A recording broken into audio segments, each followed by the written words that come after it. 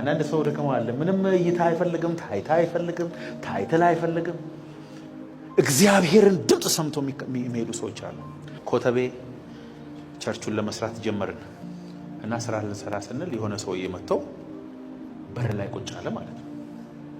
አሸዋ ምናምን ይገዛ ሲባል ብሩን አውጥቶ ምን ያለ አሸዋ ነው? አሸዋ ይገዛል። ብረት እንትን ይላል። ጠዋት 12 ሰዓት ላይ ይገባል። ከዛ ተጠራጠርኩ ነው ይዘው ያጋነንት ለቆጥ እኔን ማየትም አይፈልግም፣ ሰላምም አይለኝም። ጠዋት ይመጣል። ሰራተኛ ካልገባ አንተ ምን ፈልገህ ነው? ማን ነው ይሄ ሰውዬ? ኧረ እኛ አናውቀውም።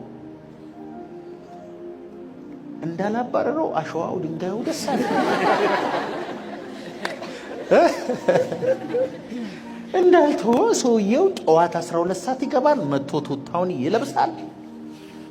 ሰራተኞችን ያሰማራል። የፈለገ የጎደለ ነገር በጠቅላላ አምጥቶ ያስገለብጣል። እኔን ሰላም አይለኝም፣ ማንንም አይፈልግም። መጽሐፍ ቅዱስን ይዞ ይመጣል። ገባችሁ? ወጣችሁ ስራውን ያሰራል። ስራው እስኪያልቅ ቀን ድረስ ነበር። ስራው ካለቀ በኋላ አይተነው አናውቅም። ጠፋ በቀበዙ በኋላ ላይ ነው እስቲ ማን ልበል? ማንም አትፈልግ። ምን ፈለግክ አለኝ። ማለቴ እዚህ ፓስተሩን አይደል? በቃ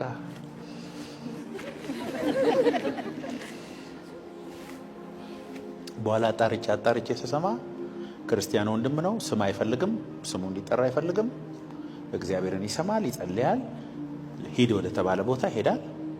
መስራት ያለበትን ይሰራል፣ መስጠት ያለበትን ይሰጣል። የእግዚአብሔር ንብረት ነው ሰውዬው። እንዴት እንደወደድኩት! ኢየሱስን ለመምሰል ተጠርቻለሁ በሉ ከጎናቸው።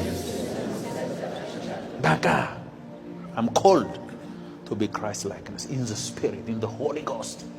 መንፈስ ቅዱስ ኮንሱም እያደረገኝ፣ መንፈስ ቅዱስ የእሱን ካራክተር እኔ ውስጥ እየሳለ፣ እሱን ባመለኩ ቁጥር፣ እሱን ባገለገልኩ ቁጥር፣ እሱን በፈለኩ ቁጥር የእሱ መልክ እኔ ላይ እየተገለጠ ይሄዳል። በቃ የእግዚአብሔር መንፈስ ሲኖርባችሁ፣ የእግዚአብሔር ቅባት በሕይወታችሁ ሲበዛ፣ ቅባት ያለባቸው ሰዎች ፊታችሁን አይተው ያውቃሉ። ቅባት እየጨመረ ሲመጣ በፍጹም መደበቅ አትችልም። ቤት ተሰውረህ ትገኛለህ፣ ትፈልጋለህ በባትሪ። ዛሬ ዋና የሰጧችሁ ነገር ምንድን ነው? እዚህ ጭንቅላታችሁ ውስጥ ያለ ብርጭቆ ኢየሱስን እንዳትመስሉና እንዳታዩ ያደረገውን በኢየሱስ ስም ሰብረዋል። አሜን።